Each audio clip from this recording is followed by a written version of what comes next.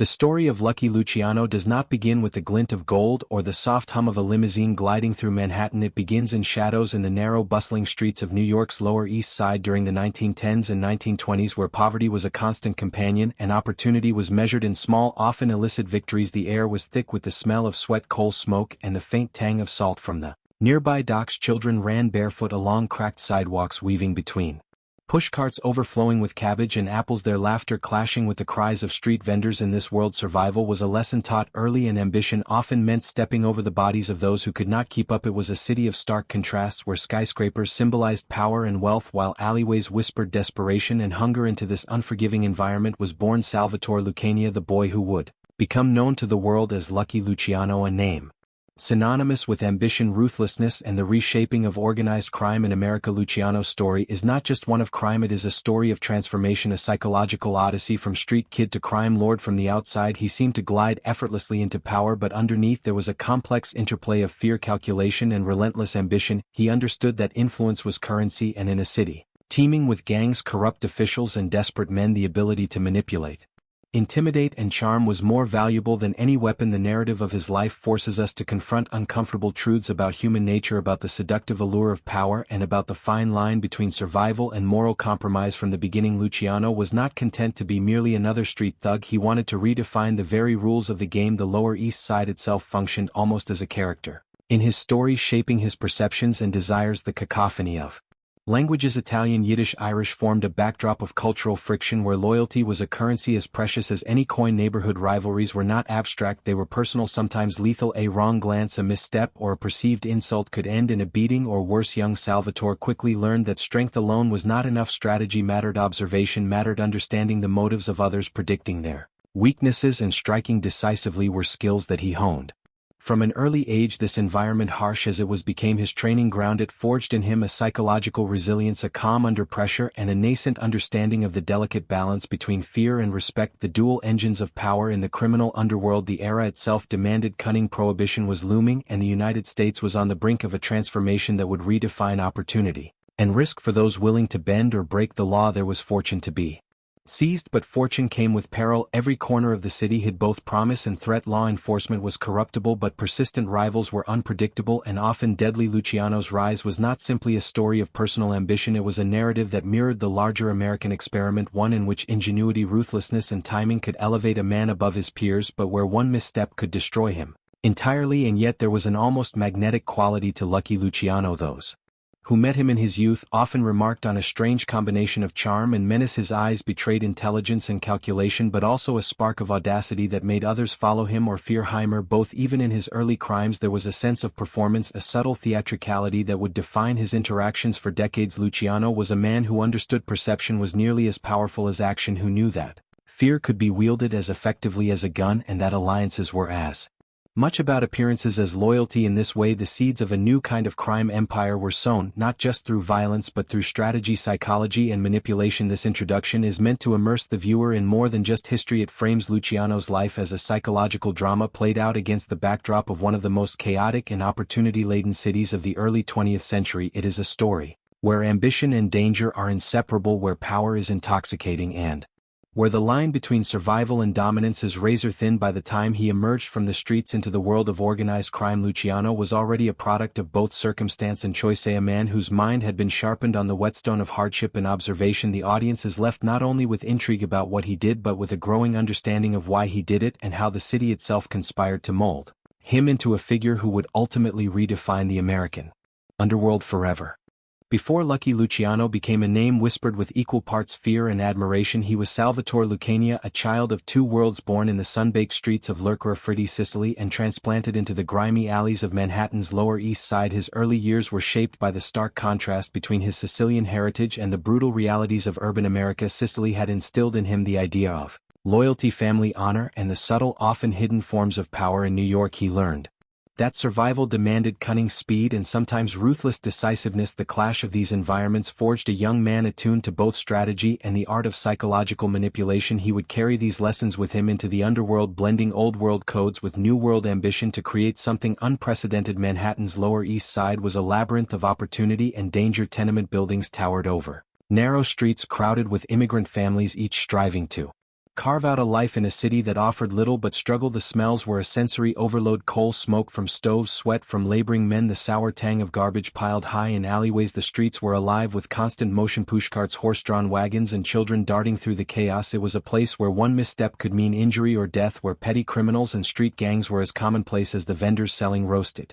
chestnuts or fresh bread. In this world, young Luciano honed his instincts, learning to read human behavior with precision. Every glance, every whispered word, every hesitation could signal a threat or an opportunity. Family life offered both a refuge and a lesson in hierarchy. His parents, proud Sicilian immigrants, instilled in him a sense of discipline and the importance of respect, yet the harshness of their poverty left no room for indulgence. Young Salvatore quickly realized that survival required more than obedience, it required initiative. He observed the older boys in the neighborhood, learning from their victories and failures. He watched rival factions clash over territory. He witnessed acts of cruelty carried out with chilling efficiency, and he understood that power in these streets was not gifted, it was seized. By the time he reached adolescence, he had already internalized lessons that would guide his rise: anticipate threats, command loyalty, and strike decisively when necessary. School offered little in terms of formal education, but it was a proving ground for his nascent ambition. While many boys accepted the limitations of their surroundings, Luciano sought ways to distinguish himself. He learned quickly that charm and audacity could open doors that brute force could not. He became adept at reading people, understanding their fears and desires, and subtly exploiting them to his advantage. Small acts of cunning,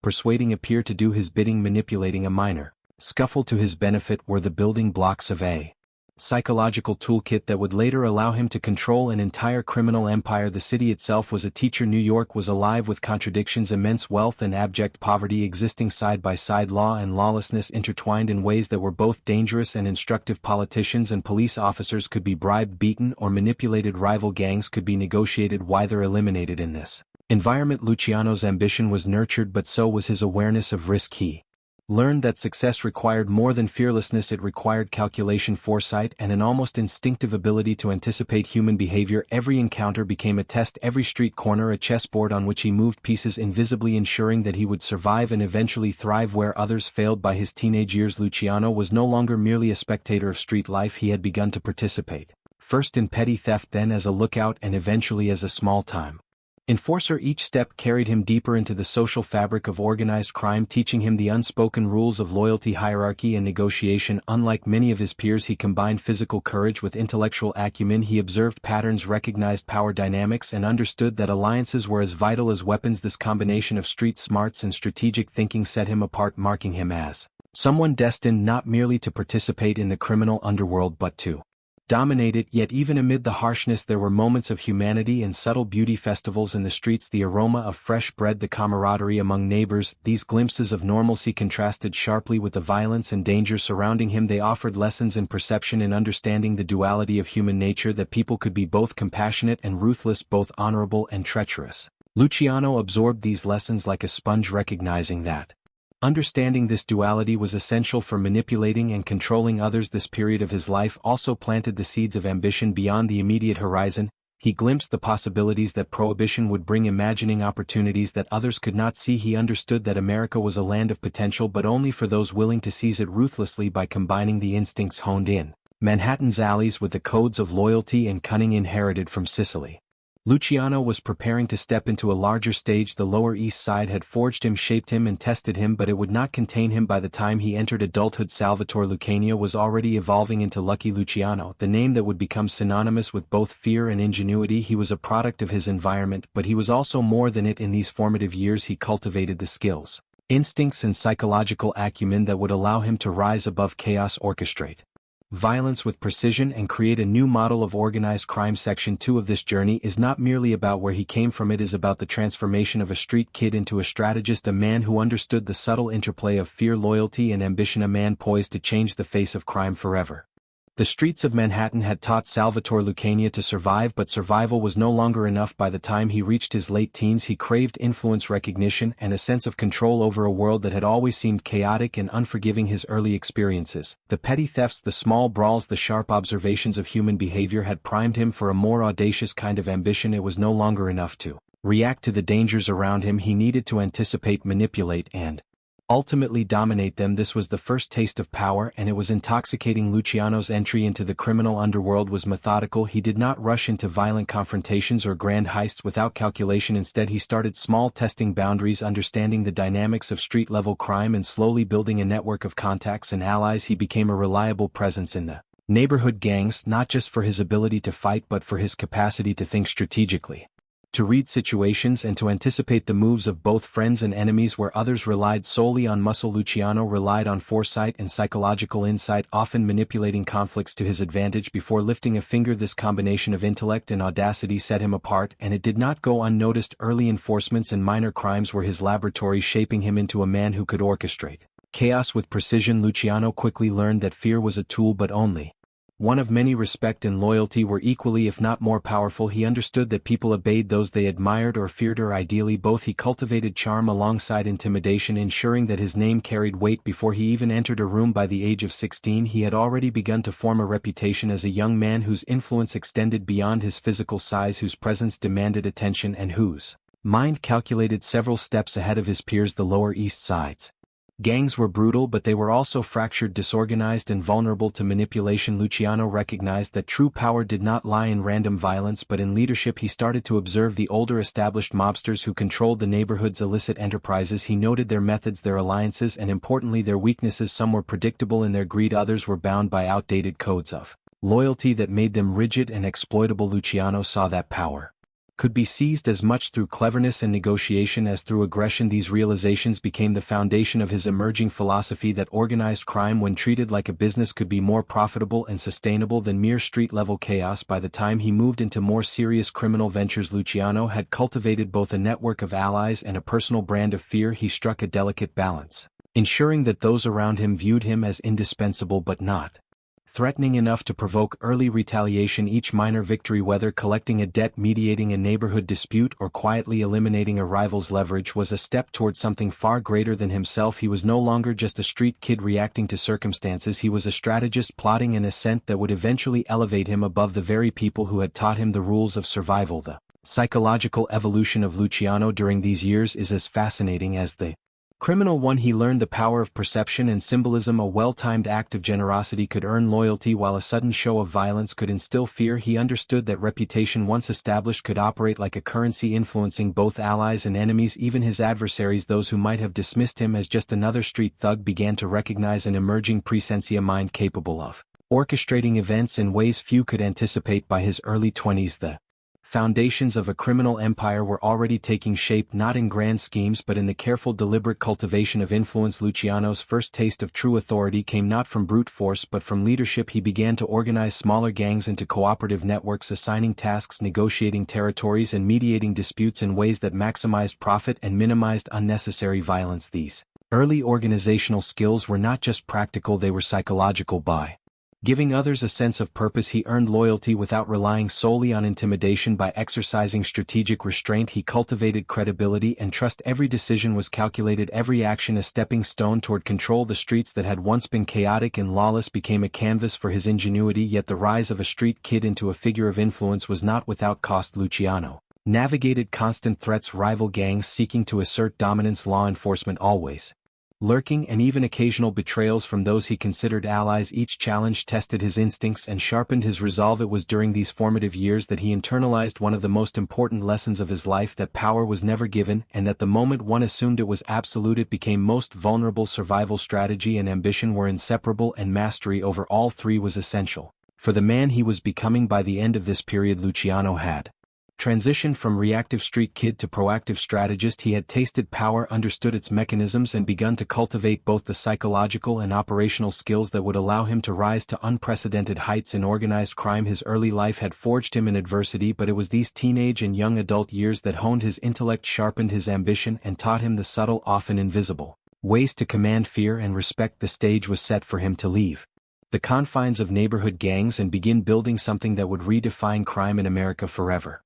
By the early 1920s, Lucky Luciano had graduated from street-level skirmishes and minor criminal enterprises. The world he now faced was dominated by old-guard mobsters, figures who clung to outdated traditions, hierarchical loyalty, and rigid codes of conduct. These were men who valued ancestry over ambition, ceremony over efficiency, and fear over strategy. To many, the Mafia was a family bound institution rooted in Sicily, resistant to innovation and wary of outsiders, but for Luciano these limitations were not rules to follow, they were obstacles to overcome. His vision was far broader, a criminal organization that operated like a business capable of maximizing profit, exerting influence and maintaining control with precision and foresight. Breaking the old guard would require cunning, patience, and a willingness to exploit weaknesses that others could not see. Luciano approached his rivals not as mere enemies but as pieces on a chessboard. He observed their habits, studied their alliances, and identified the fractures in their power. Some were complacent, comfortable in their authority, others were consumed by petty rivalries and internal grudges. He recognized that tradition could be weaponized against them. Their loyalty to outdated codes made them predictable, vulnerable to manipulation, and blind to the methods of a new breed of organized crime. Luciano did not rush to violence, instead he moved strategically, undermining their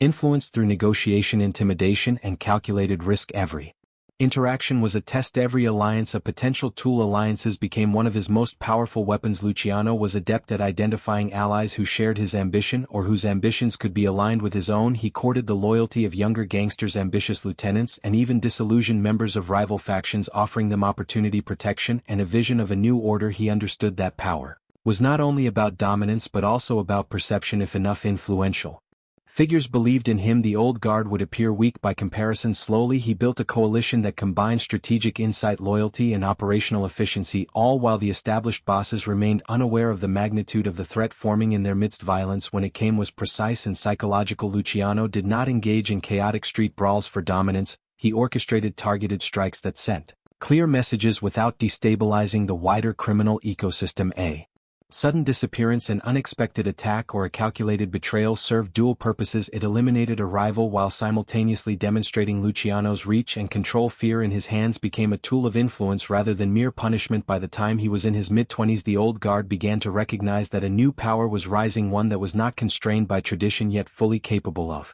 exploiting it. The tension between old-world tradition and new-world ambition was also cultural. The old Mafia bosses valued Sicilian lineage, formal respect, and rigid hierarchies, while Luciano prioritized results, adaptability, and merit. This was more than a power struggle, it was a clash of ideologies. Luciano challenged the notion that authority could only be inherited or earned through ritual. He believed that skill, intelligence, and vision were just as important as ancestry. This principle guided his every move, from recruiting ambitious lieutenants to restructuring operations, and it created a stark contrast between him and his predecessors. Where the old guard hesitated, Luciano acted. Where they were predictable, he was innovative. Where they relied on fear, he cultivated both fear and respect. A key element of this strategy was control over territory and resources. Luciano recognized that the Mafia's power was rooted not just in violence but in the ability to monopolize profitable ventures, gambling, extortion, labor, racketeering, and increasingly bootlegging. Under Prohibition, the old bosses had fragmented control, each operating in isolation or competing destructively with one another. Luciano's genius was in coordinating these factions, creating a network that was both centralized and flexible. By offering cooperation and protection, he reduced internal conflicts, allowing profits to flow more efficiently and his influence to expand without unnecessary bloodshed. Psychologically, breaking the old guard required more than strategy, it required understanding the motivations, fears, and weaknesses of each opponent. Luciano was remarkably attuned to human behavior. He knew which bosses could be swayed with promises of wealth, which could be intimidated through carefully orchestrated threats, and which would need to be removed entirely. Every decision was calculated not just for immediate gain but for long-term consolidation of power. This strategic patience and insight into human psychology set him apart from his predecessors and cemented his reputation as a master manipulator, a figure who could bend others to his vision without exposing himself to unnecessary risk. By the late 1920s, Luciano's influence was undeniable. The old guard had been systematically weakened through a combination of strategic alliances, calculated betrayals, and selective violence. The criminal underworld of New York, once fragmented and chaotic, was beginning to resemble the organized hierarchical system that Luciano envisioned. Younger gangsters and ambitious criminals began to gravitate toward him, seeing in him not just a powerful figure but a visionary capable of reshaping the rules of crime itself. By the time Prohibition reached its peak, Luciano was not just surviving, was orchestrating, influencing, and consolidating control over an empire that others had only dreamed of. Breaking the old guard was more than a practical necessity, it was a psychological triumph. It demonstrated Luciano's ability to transcend the limitations imposed by history, tradition, and human resistance. He had proven That innovation, intelligence and audacity could overcome entrenched power, and in doing so he established the foundation for the most formidable organized crime network America had ever seen. What began as ambition in the streets of Manhattan had evolved into calculated strategy at a scale previously unimaginable, marking the first true stage of his transformation from street kid to criminal mastermind. By dismantling the old guard, Luciano also set a precedent. Loyalty could be earned, authority could be constructed, and power could be wielded as a tool for both influence and profit. The era of chaotic family-bound criminal factions was ending, and the age of the modern mafia, centralized and strategic, was dawning. Luciano's rise was no longer a series of small victories, it was a deliberate reshaping of the underworld itself, a psychological, cultural and operational revolution that would redefine crime in America for generations to come.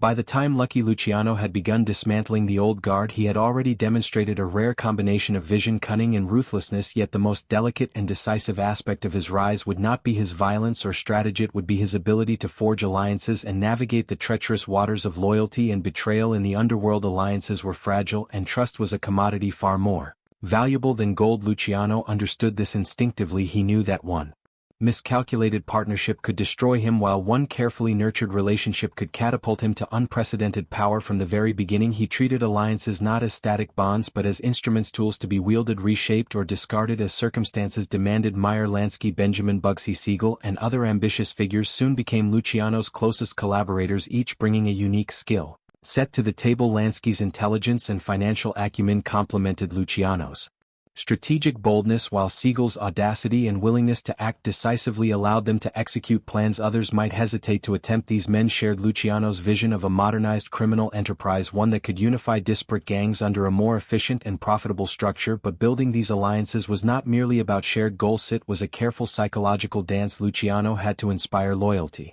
while managing ego, ambition and suspicion. Every conversation, every gesture, every decision was calculated to maintain trust without revealing the full extent of his power. Betrayal, however, was never far from the surface. The criminal world operates on a delicate balance between cooperation and treachery, and Luciano navigated this balance with extraordinary skill. Some allies tested his patience, motivated by greed, jealousy, or the lure of independent power. Others were rivals in disguise, watching for the first opportunity to undermine him. Luciano's genius lay in anticipating these moves and turning potential threats into assets, or neutralizing them before they became dangerous. He understood that betrayal could not only destroy alliances but could also ripple through the entire organization, destabilizing his growing empire. Every alliance therefore carried the implicit tension of risk, requiring constant vigilance, strategic empathy, and the occasional ruthless action. The psychology behind these relationships is key to understanding Luciano's rise. He recognized that power is as much about perception as action. By projecting strength and fairness, he encouraged loyalty, while the occasional calculated act of aggression reminded allies and rivals alike that he was not to be underestimated. He combined charm with intimidation, cultivating an aura of unpredictability. People were drawn to him, yet they remained wary. Attention he exploited to maintain control. In this way, Luciano turned human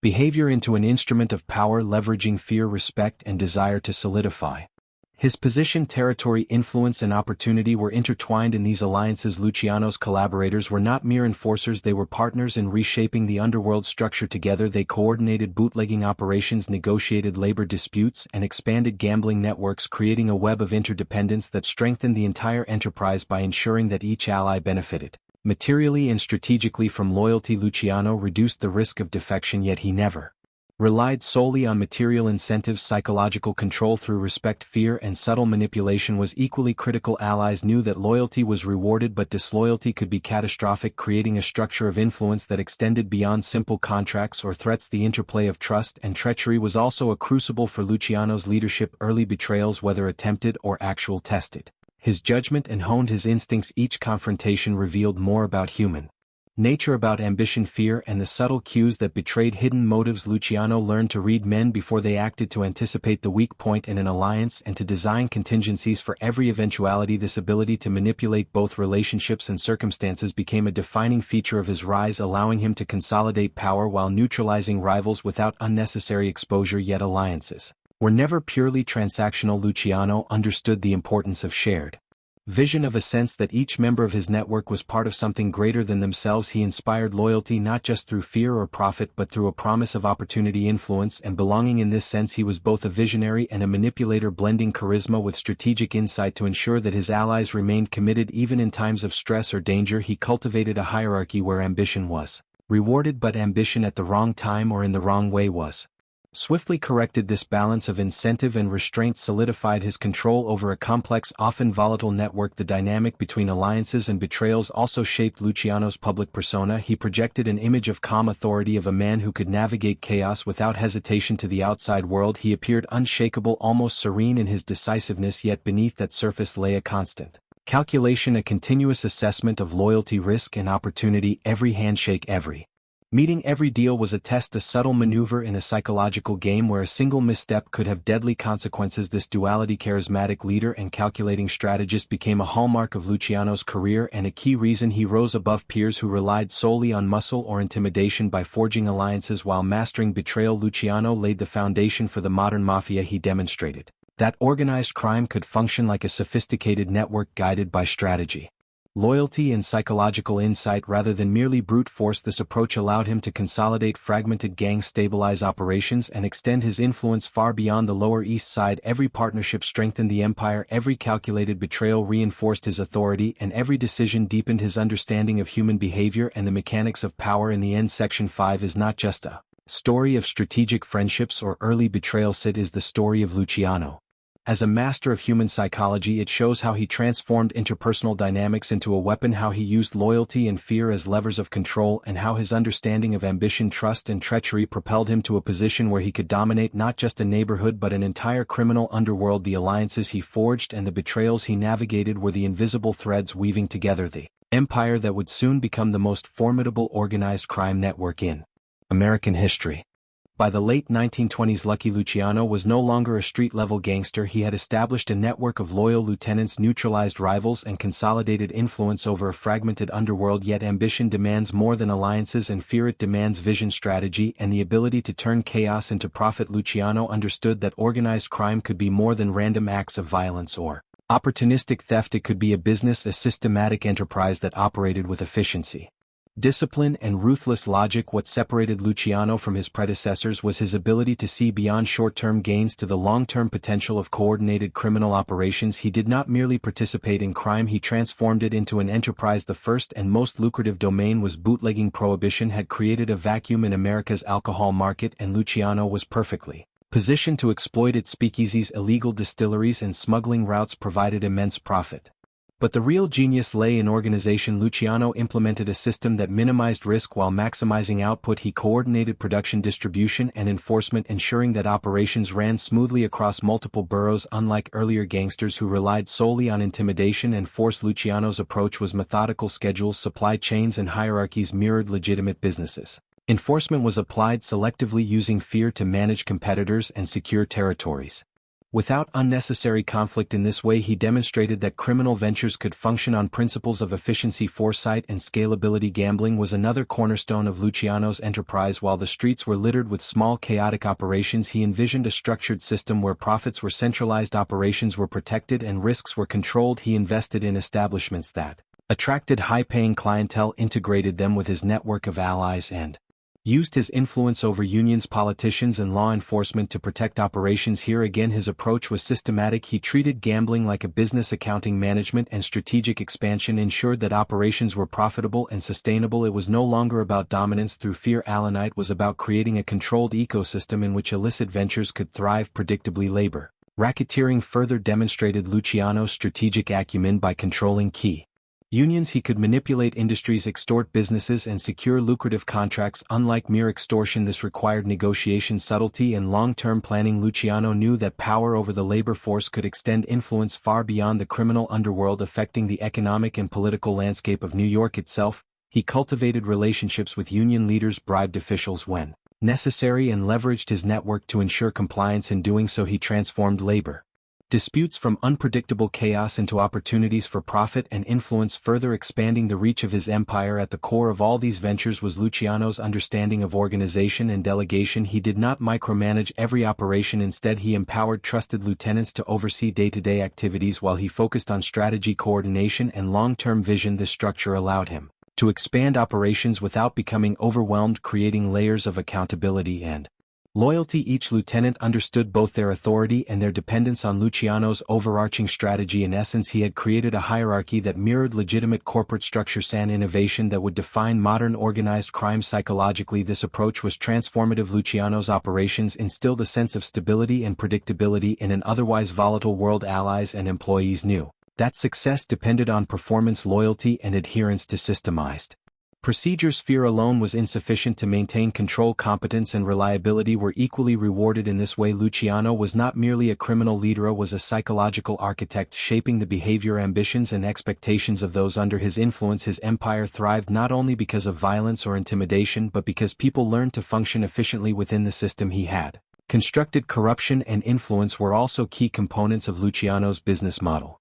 He understood that legal enforcement could be leveraged, bribed, or manipulated to serve his objectives. By fostering relationships with politicians, police officers, and judges, he reduced the risk of interference while increasing his capacity for expansion. This dual approach, criminal enterprise managed with corporate precision and protected by strategic alliances, allowed him to operate with remarkable efficiency and safety. Law enforcement was no longer a barrier to his ambitions, it became another element of his network to navigate, negotiate, and control. Luciano's brilliance lay in the integration of multiple criminal domains. Bootlegging funded gambling, gambling facilitated labor influence, and labor influence reinforced territorial control. Each sector of his empire was interconnected, creating a self-reinforcing system that magnified profits, minimized risk, and enhanced power. This integration transformed fragmented criminal activities into a cohesive, formidable enterprise. Competitors who relied on violence or local dominance were outmaneuvered, outplanned, and systematically absorbed into the larger network. Luciano had created not just a criminal empire but a blueprint for organized crime that would endure for generations. Yet the rise of this empire was not without personal and ethical tension. Luciano's success demanded calculated ruthlessness. Betrayals, intimidation, and selective violence were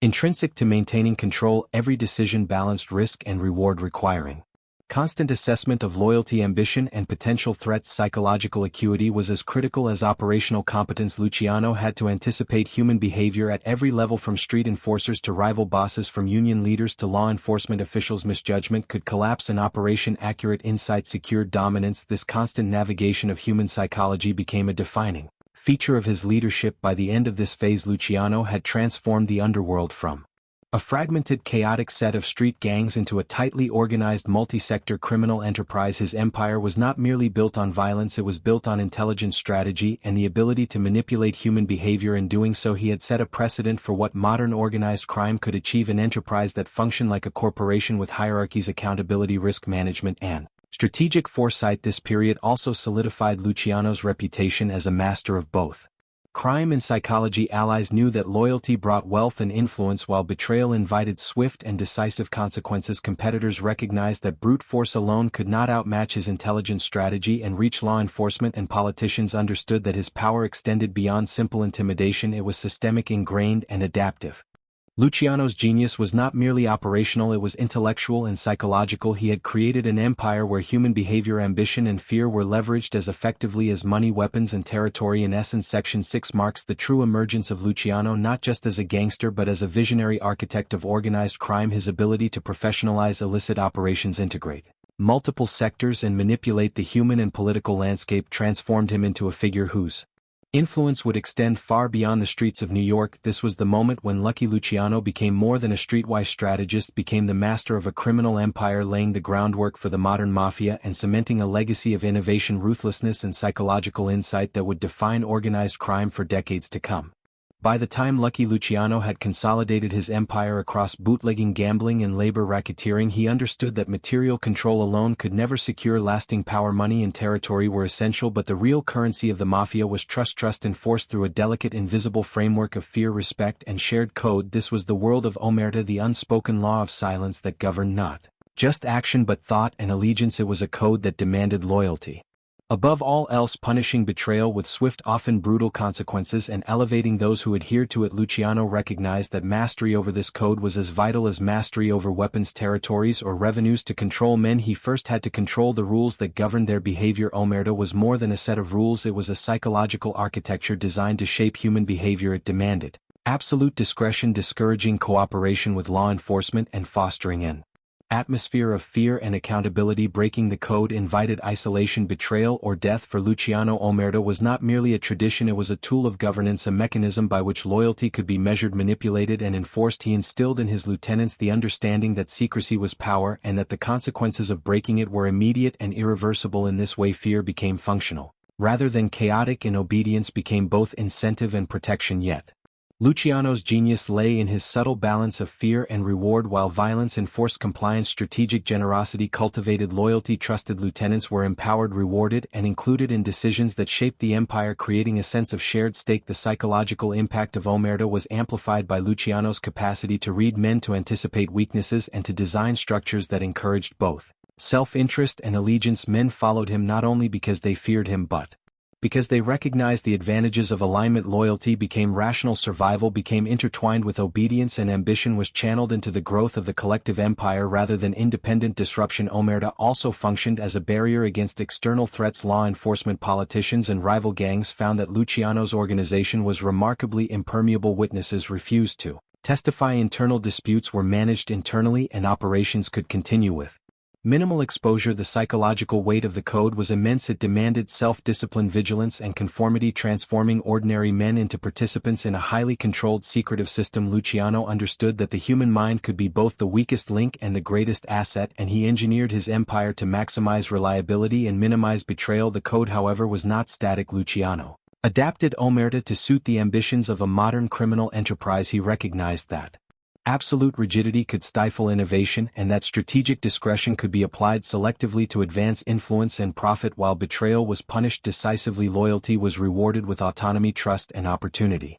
This dynamic approach ensured that the code remained effective across different personalities, operations, and circumstances. Luciano transformed tradition into a flexible tool, one that reinforced both psychological control and operational efficiency. Psychologically, the implementation of omerta shaped the culture of his empire. Men learned to navigate subtle hierarchies, to interpret implicit warnings, and to understand the consequences of both action and inaction. The code created a shared understanding, a language of trust and fear that transcended written rules. In this environment, loyalty was internalized rather than imposed, and betrayal was deterred not only by the threat of punishment but by social and professional consequences. Luciano's ability to manipulate these dynamics enhanced his influence, allowing him to extend authority across multiple operations and territories with minimal direct oversight. Omerta also served as a mirror to Luciano's own psychology. Just as the code required men to navigate loyalty, deception, and discretion, so too did Luciano operate within its parameters. He cultivated a reputation for fairness tempered by ruthlessness, projecting both confidence and unpredictability. His adherence to the coder appearance of adherence reinforced credibility, while deviations were managed strategically to maintain advantage. By internalizing the principles of omerta and exploiting its nuances, he positioned himself as both a master of men and a figure whose authority was nearly unquestionable. The application of the code extended beyond immediate operational concerns. It influenced the very structure of his empire, shaping alliances, communication networks, and the delegation of authority. Men who adhered to omerta could be trusted with sensitive tasks, from handling finances to orchestrating high-stakes negotiations. Those who demonstrated unreliability or disloyalty were systematically marginalized, removed, or eliminated. This created an ecosystem where trust became the lifeblood of operations, and the psychological cost of betrayal was ever present. In essence, omerta was both a weapon and a shield, enabling Luciano to govern an empire that stretched across multiple domains with remarkable precision. Yet the code's effectiveness was as much about perception as enforcement. Luciano understood that reputation could reinforce obedience. Stories of punishment, loyalty, and strategic cunning circulated among allies and rivals alike, shaping behavior. Even before any direct action was taken, men learned to anticipate consequences, to respect the authority of the leader, and to internalize the norms that governed the empire. Fear was amplified by the mythos surrounding the organization, creating a psychological environment in which compliance became almost instinctive. Through the disciplined implementation of omerta, Luciano achieved a level of control rarely seen in criminal history. He transformed loyalty into a system of incentives, fear into a mechanism of governance, and secrecy into a strategic advantage. The code became more than tradition, it became the foundation of his empire, ensuring that the human machinery behind his operations functioned predictably, efficiently, and profitably. Section 7 is thus not merely an exploration of Mafia tradition, it is a deep dive into the psychological genius of Lucky Luciano. By mastering the code of silence, he shaped the behavior, ambitions, and fears of those around him, creating a network that was Resilient, cohesive, and obedient in doing so, he demonstrated that true power in the underworld lies not in weapons or money alone but in the subtle invisible control of human psychology, a lesson that would define his leadership, his empire, and his legacy in the history of organized crime.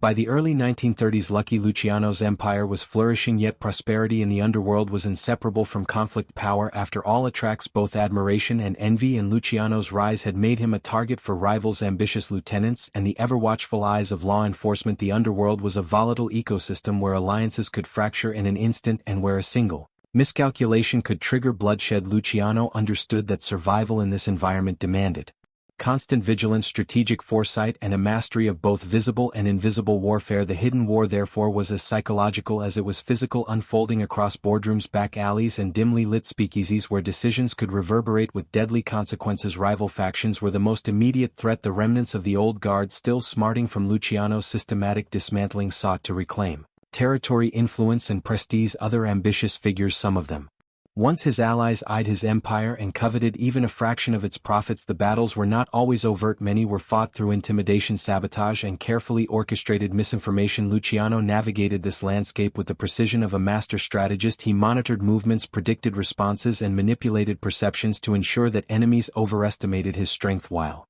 underestimating his ruthlessness. Conflict was inevitable, but he transformed it into an instrument of consolidation rather than chaos. The government, too, was an ever-present force. Prohibition-era policing had evolved into a more organized effort, with federal agencies, local law enforcement, and political operatives all seeking to dismantle illegal networks. Luciano understood that corruption could be leveraged, but only selectively. Bribes, favors, and strategic alliances with politicians and police officers allowed him to maintain a layer of protection, yet law enforcement pressure remained a constant threat. Raids, arrests, and surveillance required constant adaptation. Luciano's genius lay in turning these external pressures into internal advantages, using scrutiny as a catalyst to reinforce loyalty and tighten operational discipline. Every threat from the outside reinforced his internal authority, making the organization more cohesive and resilient. Territory and resources were also contested battlegrounds. The distribution of control over neighborhood speakeasies and gambling dens was rarely straightforward. Rival gangs tested boundaries, sometimes escalating into violent confrontations. Luciano's approach was both tactical and psychological. He would strike decisively when necessary, eliminating rivals with precision, but more often he manipulated negotiations, brokered temporary truces, and leveraged his network to isolate threats. In this way, violence was employed not as random aggression but as a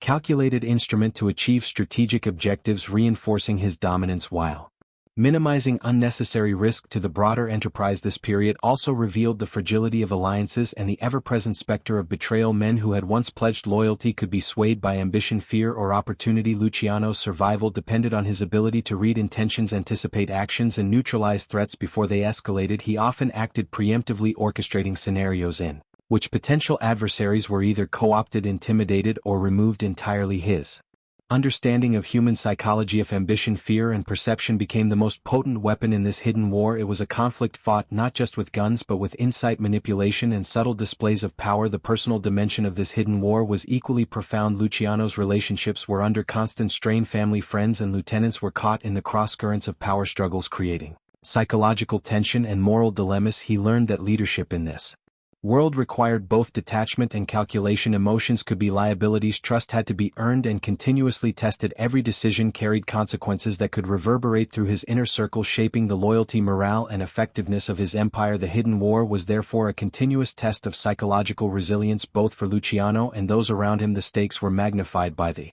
unpredictability of violence. Shootings, assassinations, and sudden raids were constant threats, often appearing without warning. Yet Luciano had cultivated an almost instinctual ability to anticipate crises. He studied patterns, interpreted intelligence, and maintained networks of informants who fed him critical information. This foresight allowed him to remain several steps ahead of both rivals and law enforcement. The hidden war, while chaotic on the surface, was navigated with remarkable order and precision, reflecting his strategic brilliance and adaptability under pressure. Corruption and influence also played a pivotal role. Luciano understood that the hidden war was not waged in isolation. It existed within a broader network of political and social forces. Judges, politicians, and police officers could be allies or adversaries depending on circumstance. Luciano manipulated these relationships with subtlety, ensuring that law enforcement pressure was often delayed, diverted, or neutralized. This capacity to integrate external systems into his strategy magnified his power, turning Potential threats into tools for further consolidation. The human toll of the hidden war was profound. Rivalries and betrayals resulted in death, imprisonment, and psychological trauma. Associates were forced to navigate the tension between loyalty and self-preservation, often at great personal cost. Luciano, however, used these pressures to reinforce his authority by demonstrating decisiveness in moments of crisis.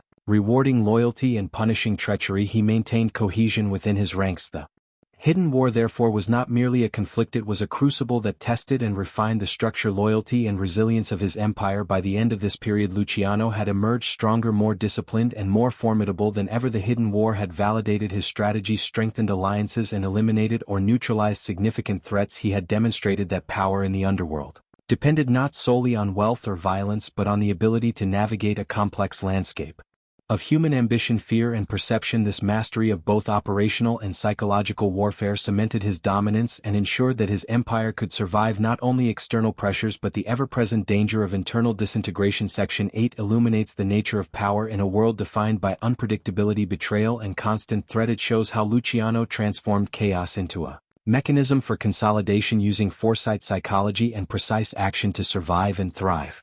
The hidden war was not merely a series of battles, it was the proving ground in which Luciano's genius, his ability to command, manipulate, and anticipate, was tested and refined, preparing him for the greater challenges and ultimate reckonings that would define the next chapters of his life.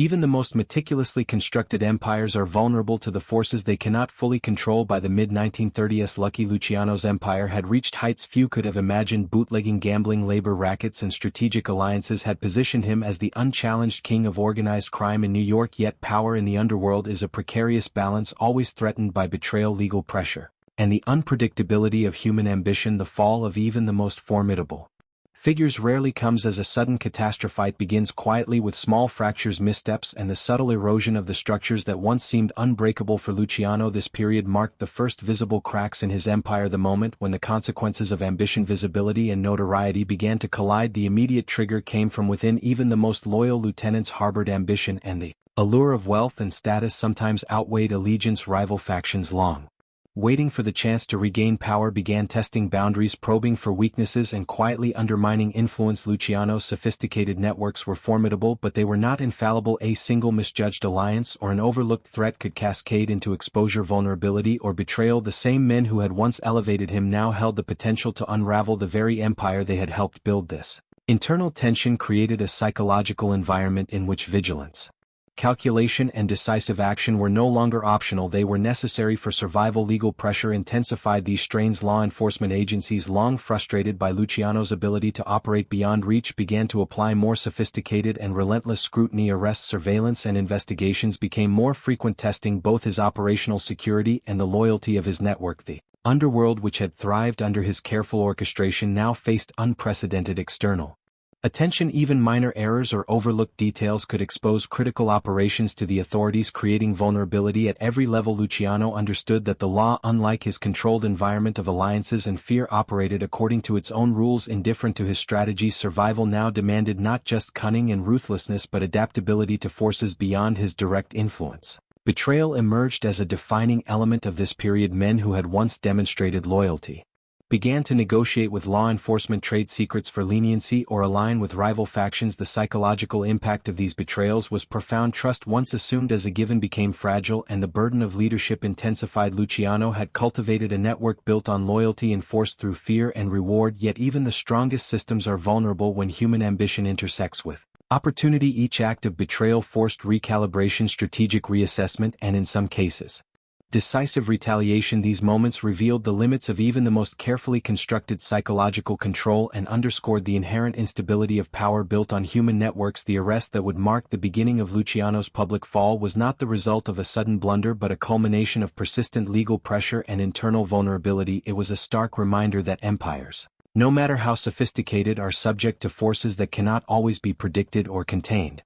For Luciano, the arrest was both a personal and strategic crisis. It exposed him to the full power of the law, disrupted operations, and forced him to confront the reality that his network, while powerful, was not impermeable. The psychological dimension of this fall was significant. The man who had once seemed invincible, capable of orchestrating complex networks with precision, was now vulnerable, confined, and subject to forces beyond his control. Media coverage amplified the impact. Headlines sensationalized his arrest, portraying him as the face of organized crime and exposing the extent of his influence to the public. This exposure created additional pressure on his allies and networks, as both law enforcement and rivals now had heightened awareness of his operations. The narrative of invincibility that had sustained him both psychologically and strategically was fractured. The perception of omnipotence, which had been a cornerstone of his influence, now faced scrutiny, doubt, and the potential erosion of loyalty among those who once followed without question. Yet the fall was not immediate, nor was it total. Luciano had spent years building resilience into his empire, and his capacity for strategic thinking remained formidable. Even from a position of vulnerability, he was able to influence decisions, manage contingencies, and prepare for eventual negotiation. Survival in the Mafia was rarely a matter of brute force alone. It depended on foresight, adaptability, and the ability to manipulate both human behavior and institutional structures. Luciano's initial responses to arrest and betrayal demonstrated these qualities. Even as the cracks in his empire became increasingly apparent psychologically, this period marked a profound turning point. Luciano, who had risen through ingenuity, manipulation, and strategic mastery, now confronted the limits of control. He was forced to recognize that loyalty could falter, that legal structures could intrude, and that his perception of invincibility was in reality conditional. The tension between his ambition and vulnerability created a crucible that tested not just his strategic abilities but his psychological resilience. Leadership in the underworld, he now understood, more than ever demanded constant adaptation, a capacity to endure exposure, and the ability to respond decisively under pressure. The fall also set the stage for a broader transformation of his empire. Some operations faltered, allies shifted allegiances, and the balance of power required recalibration. Yet the systems he had constructed, the alliances, the networks, and the psychological control mechanisms provided a foundation from which recovery and adaptation were possible. Luciano's genius was not merely in his rise but in his capacity to navigate the early stages of collapse, to manage the consequences of betrayal, and to prepare for strategic reorganization, even under duress. Section 9, therefore, is not a simple story of arrest or failure. It is the first chapter in the complex interplay of vulnerability, human behavior, and strategic adaptation that defines the twilight of power. It illustrates that empires, no matter how carefully constructed, are susceptible to internal and external pressures. It highlights the psychological burdens of leadership in a world where loyalty is transactional and ambition is volatile. Most importantly, it underscores the idea that even the most formidable figures must confront the inevitability of challenge and disrupt. A theme that will resonate throughout the next stages of Luciano's life and career. The courtroom was not just a hall of justice, it was a stage where power, perception, and consequence converged. When lucky Luciano faced trial, the eyes of the nation were upon him. The media had transformed him into a symbol of organized crime, a living embodiment of the fears and fascination that Prohibition-era America held for. The underworld headlines screamed of bootlegging empires, political corruption, and untouchable mob bosses. For the first time, Luciano's empire, once largely invisible to the law and public alike, was forced into the harsh glare of scrutiny. The trial was more than a legal proceeding, it was a crucible that tested not only his influence but his psychological resilience, the loyalty of his allies, and the durability of the systems he had built. The charges against Luciano were serious, but the courtroom drama extended far beyond the legal specifics. Witnesses, informants, and coerced testimonies painted a portrait of a man who had orchestrated complex criminal networks with unprecedented skill. Yet these same witnesses were often unreliable, intimidated, or motivated by self-interest. The delicate interplay of truth, deception, and manipulation that had defined Luciano's life now unfolded on public display. Every statement, every objection, every glance became a piece of theater with outcomes that could reverberate far beyond the immediate legal verdict. The trial was a psychological battlefield as much as a legal one, testing the influence he still commanded over men who could shape his fate. Luciano's strategy during the trial reflected his mastery of perception and human behavior. He maintained composure, projecting an aura of control even when confronted with damning evidence and hostile testimony. His lawyers acted as extensions of his psychological strategy, framing narratives that emphasized selective denial, plausible interpretations, and the limits of evidence. Public perception was as important as judicial decision-making if fear and respect could be maintained.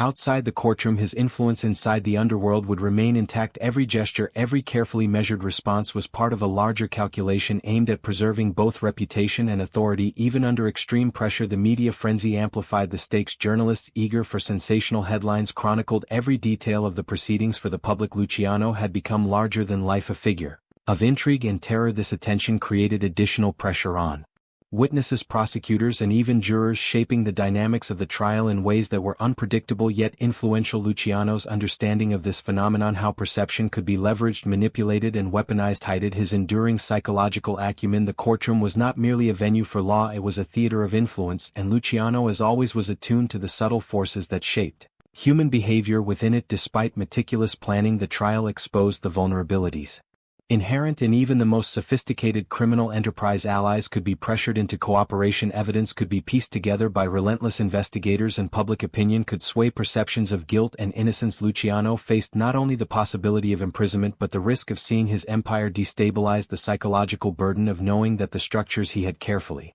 constructed were at the mercy of external forces was immense. He confronted a rare moment in which control was partial, influence was tested, and the consequences of human unpredictability became tangible. The sentence, when it came, was both a personal and strategic turning point. Luciano was convicted and sentenced to a lengthy prison term, a public demonstration that no one, no matter how powerful, was untouchable. For the underworld, the sentence was a shock, a reminder that even the most meticulously orchestrated operations were vulnerable to legal, social, and political forces. Yet the conviction did not mark the end of his influence, rather it transformed the nature of his power. Luciano had to adapt, finding ways to maintain authority, control operations, and influence events from behind bars. The trial and sentencing were therefore less a defeat than a strategic recalibration, a transition from overt dominance to subtle indirect power. Psychologically, the trial forced Luciano into a space he had rarely occupied: vulnerability. The man who had once orchestrated empires, manipulated rivals, and controlled human behavior on multiple levels was now subject to legal processes beyond his immediate control. This moment tested his resilience, adaptability, and the loyalty of those around him. He learned that influence could survive beyond physical freedom, that authority could be maintained through networks, proxies, and careful management, and that the human elements of fear, respect, and loyalty could be as effective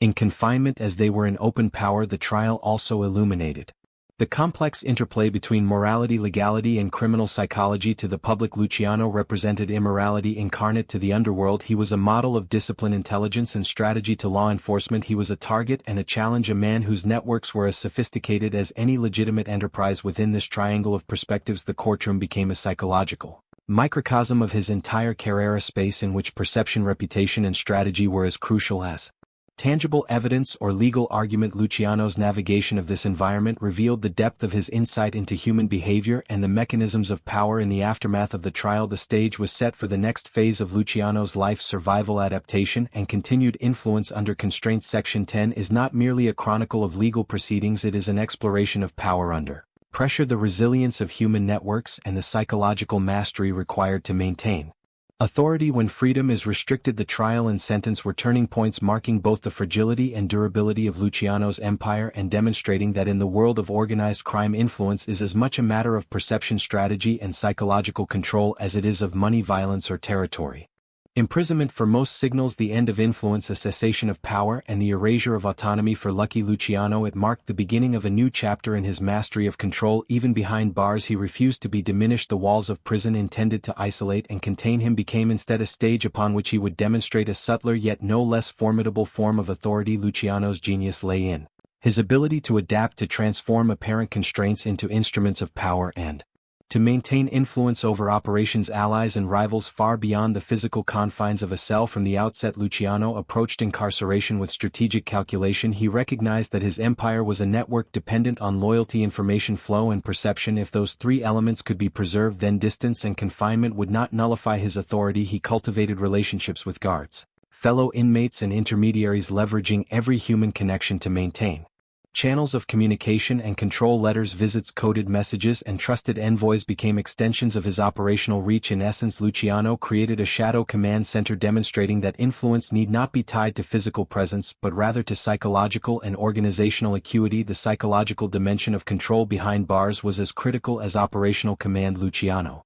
understood that perception governed loyalty. Allies, rivals, and subordinates needed to believe that his influence remained intact, that his capacity to reward loyalty and punish betrayal was undiminished. He cultivated an aura of omnipresence, ensuring that even in confinement his decisions carried weight. Through strategic gestures, selective communication, and careful displays of authority, he reinforced the impression that his empire continued to operate under his guidance, undisturbed by imprisonment. Fear, respect, and loyalty, all essential components of his power, remained operative even within the New environment of incarceration. Luciano's continued influence extended across multiple domains of his empire. Gambling operations, bootlegging, labor rackets, and political connections all required oversight, negotiation, and coordination. While he could no longer engage in direct action, he relied on a network of lieutenants and proxies who executed his directives. His instructions were precise, strategic, and often psychologically informed, ensuring that each subordinate understood both the operational objectives and the consequences of failure. By maintaining this disciplined structure, Luciano prevented fragmentation, ensured compliance, and reinforced the centralized authority that had been the hallmark of his rise. Beyond operational control, prison offered Luciano an opportunity to cultivate strategic alliances and consolidate long-term influence. He understood that time could be leveraged as effectively as action. While the world outside might have assumed that his incarceration was a terminal setback, Luciano used it to observe, analyze, and prepare for future developments. He cultivated relationships with other influential prisoners, political figures, and intermediaries, building networks that could serve his interests both within and beyond the penal system. In doing so, he transformed a period of apparent vulnerability into an incubator for strategic advantage. The ability to maintain power from prison also relied on psychological discipline. Luciano had to project confidence, composure, and control while navigating a highly unpredictable environment. Prison introduced variables beyond his usual command: unpredictable guards, volatile inmates, and bureaucratic constraints. Each interaction carried risk, requiring careful calibration of behavior, influence, and perception. He learned to negotiate subtly, manipulate indirectly, and assert authority without direct confrontation, the skills that had served him in the open world. Psychological insight, strategic calculation, and human manipulation proved equally potent behind bars, albeit applied in novel ways. Luciano also recognized the importance of perception outside the prison walls. Maintaining the loyalty of his network depended on the belief that his influence remained active and effective. He used trusted emissaries to communicate directives, convey intent, and manage operations, ensuring that allies and subordinates remained aligned with his vision. The illusion of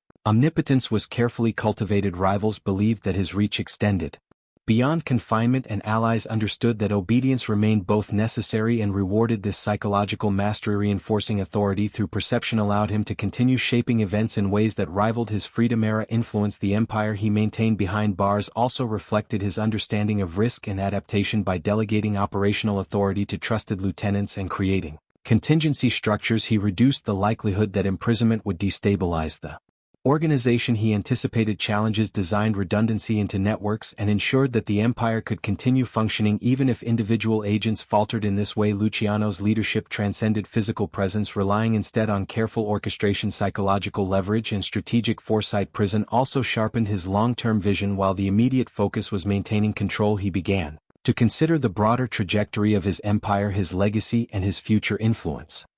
He recognized that strategic patience could yield substantial returns. By weathering the period of incarceration with discipline, loyalty, and calculated action, he could emerge with both influence and leverage intact. This forward-thinking approach underscored the depth of his psychological insight and his capacity for leadership even under extreme constraints. Section 11 therefore illustrates the paradoxical nature of power. It is not merely defined by physical presence, wealth, or violence, but by the ability to shape perception, orchestrate human behavior, and maintain organizational control under constraint. Luciano's mastery of influence from prison demonstrated that authority is as much psychological as material, and that leadership in the underworld depends on strategic insight, discipline, and the careful manipulation of human networks. Even behind bars, he remained a formidable figure, a man whose genius for organization, psychological control, and strategic foresight ensured that his empire continued to thrive, setting the stage for the final phases of his life and the enduring legacy of his criminal innovations. After years of operating at the pinnacle of organized crime, after navigating alliances, betrayals, and even incarceration, Luciano faced a new kind of exile: deportation. The U.S. government, determined to remove the most infamous figure in the Mafia from American soil, made the unprecedented decision to expel him to Italy in 1946. For a man whose identity had been inseparable from the streets of New York, the docks, and the backrooms of Manhattan's speakeasies, this was both a personal and strategic upheaval. The world he had dominated was suddenly beyond his immediate reach, leaving him to confront the ultimate test of adaptation: how to maintain influence, safeguard legacy, and redefine power from afar. Luciano's exile was a moment of profound psychological transformation. Stripped of physical control over his empire, he was forced to rely entirely on perception networks and the intricate systems of loyalty he had spent decades constructing. Distance magnified the challenge. The allies and Lieutenants he had trusted could now act independently, driven by ambition or fear. The empire he had built with careful precision became more vulnerable to both internal fracture and external pressure, yet Luciano approached this displacement with the same strategic brilliance that had defined his rise. He recognized that influence was not constrained by geography alone. Through careful communication, delegation, and the cultivation of perception, he could continue to shape events in the United States. Even while physically removed from the centers of power, Italy presented both limitations and opportunities. The social, political, and economic landscape was markedly different from the streets of New York, yet Luciano's skill in reading human behavior and adapting to new environments allowed him to navigate this foreign terrain with measured confidence. He engaged with local criminal figures, explored strategic partnerships, and continued to advise and influence his American lieutenants from a distance. Exile did not mean irrelevance, it meant transformation, requiring him to operate in a more abstract, cerebral realm of influence. Psychological acuity replaced physical presence, and networks of loyalty became the instruments through which he could extend power beyond borders. This period also forced Luciano to confront the philosophical dimensions of his life. Removed from the immediate pursuit of wealth and territory, he reflected on the empire he had built, the decisions that had brought him to this point, and the fragility of even the most carefully constructed systems of power. He had experienced rise and dominance, betrayal and incarceration, and now he faced a world in which influence could only be exercised indirectly. This existential recalibration sharpened his insight into human behavior, the mechanisms of loyalty, and the limits of ambition. It was a period of intellectual and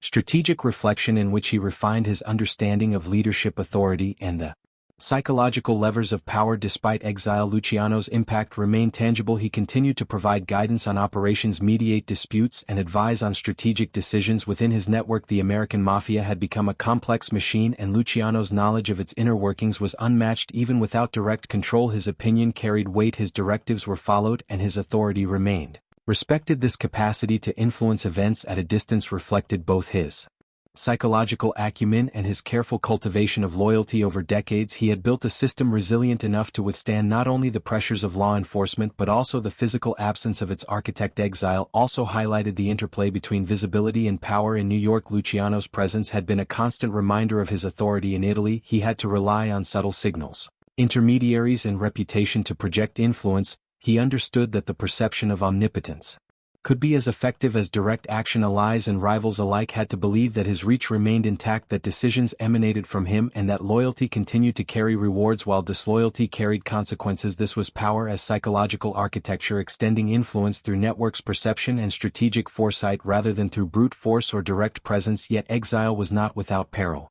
Luciano was now subject to surveillance, local rivalries, and the uncertainties of operating in a foreign environment. Political changes, social dynamics, and competing criminal networks introduced new challenges. Each decision carried risk, each communication had to be measured, and each relationship had to be carefully maintained. In this context, Luciano's genius for strategic thinking and psychological insight was once again tested. He had to adapt, innovate, and operate within constraints that demanded both patience and precision. The stakes were high not only for his personal survival but for the continued stability and profitability of his empire. Luciano's final years also brought reflection on legacy. He had built an empire, redefined organized crime, and mastered the interplay of psychology, loyalty, and power. Yet exile forced him to confront the limitations of control and the inevitability of change. He contemplated not only the structures he had built but the human dynamics that sustained them: ambition, fear, loyalty, and perception. The empire was greater than any individual, yet shaped in profound ways by the mind and strategic vision of its founder. Exile crystallized these insights, revealing the enduring tension between personal power and systemic influence, presence and perception, authority and adaptability. Section 12 therefore is not simply about displacement or punishment, it is about adaptation, strategic recalibration, and the enduring influence of a master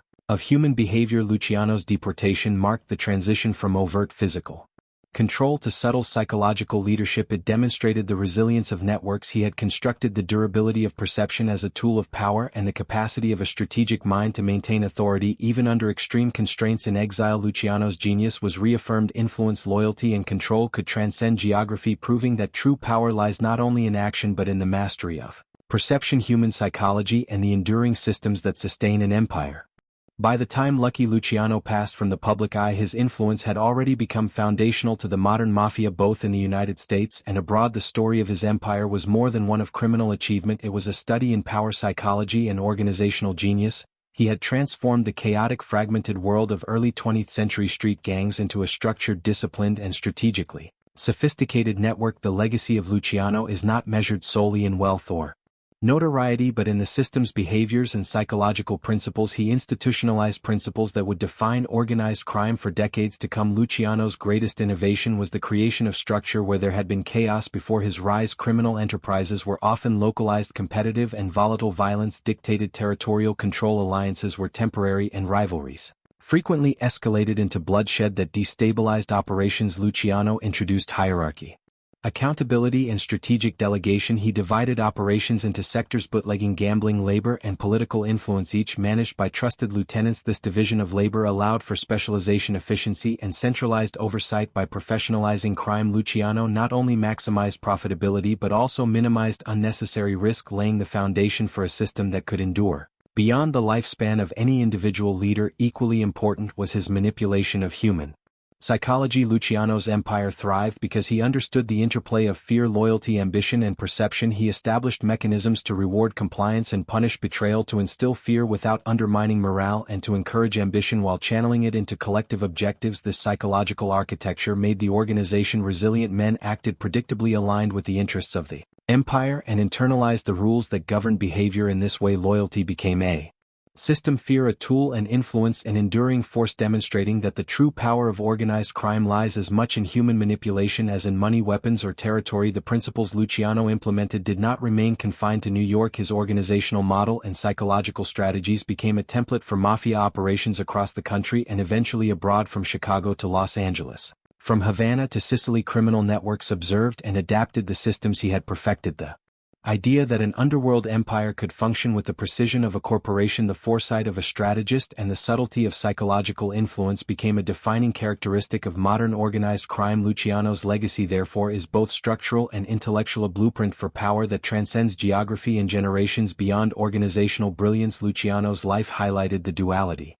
of power, the constant tension between rise and fall, freedom and constraint, loyalty and betrayal. His story reveals the fragility inherent in even the most sophisticated empires, the human vulnerabilities that no amount of strategy can fully eliminate, yet it also demonstrates the adaptability required to navigate such fragility, whether orchestrating operations on the streets, influencing allies from prison, or shaping networks from exile. Luciano exemplified the capacity to convert vulnerability into leverage, constraint into opportunity, and chaos into order. This duality is central to understanding both his genius and the enduring lessons of his life. Luciano's legacy also reshaped law enforcement policy and public perception. The visibility of his operations forced the government to develop more sophisticated investigative techniques, surveillance methods, and legal strategies. Organized crime, once a localized and often invisible force, became a systemic concern, prompting new legislation, federal oversight, and specialized task forces. In a paradoxical way, Luciano's innovations elevated the stakes for law enforcement while simultaneously demonstrating that intelligent, adaptable networks could survive scrutiny, constraint, and displacement. His influence thus extended not only across the underworld but into the very institutions that sought to contain it. Psychologically, Luciano's story remains a study in leadership under extreme conditions. He mastered the art of perception, understanding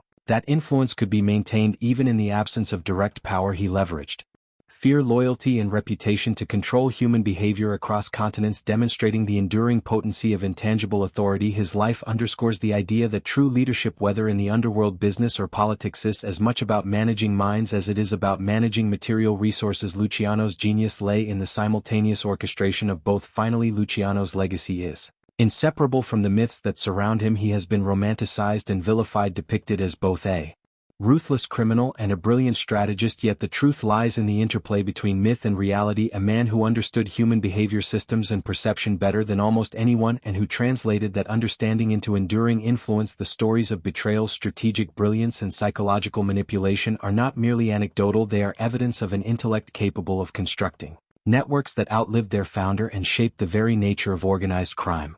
Section 13 therefore is not simply a reflection on a criminal career but an exploration of the broader human psychological and organizational principles that Luciano institutionalized. His legacy demonstrates that influence can endure beyond wealth, violence, or territory. It can persist through systems, perception, and networks of loyalty. Luciano did more than build an empire, he codified a model of power that continues to inform our understanding of leadership, organization, and human behavior. The lessons of his life extend far beyond the underworld, offering insight into the enduring dynamics of ambition, control, and resilience in any domain where power is contested, perception matters, and human behavior defines the rules of the game. The story of Lucky Luciano is one of extremes: ambition and fear, brilliance and brutality, rise and inevitable fall. From the chaotic streets of New York to the heights of organized crime, his life embodies the paradox of power. Influence depends not only on wealth or violence but on perception, loyalty, and psychological mastery. Luciano's genius lay in harmonizing these forces, building an empire that could survive betrayal, law enforcement scrutiny, imprisonment, and even exile. Yet his life is also a cautionary tale. No empire, no matter how sophisticated, is invulnerable. Arrests, trials, and deportation revealed the fragility beneath the facade of control, showing that even the most brilliant strategies must contend with human ambition, unpredictability, and legal forces beyond one's influence. Luciano's story reminds us that power is dynamic, requiring constant adaptation and psychological acuity. His legacy transcends crime. Luciano professionalized the Mafia, introducing hierarchy, structure, and strategic delegation, and his psychological methods, rewarding loyalty, punishing betrayal, and manipulating perception, became models for organized crime worldwide. Yet the myth and the man are inseparable. He was both ruthless and brilliant, feared yet respected, a figure whose life continues to fascinate historians, psychologists, and the public alike. Ultimately, Luciano's story is more than a criminal biography. It is a study of human behavior, leadership, and the architecture of influence. It illustrates the tension between rise and fall, power and vulnerability, ambition and consequence. He showed that true authority is as much about shaping perception and networks as it is about action or wealth. His life remains a timeless lesson in strategy, resilience, and the complex dynamics of control, a testament to the enduring human intricacies of ambition and power.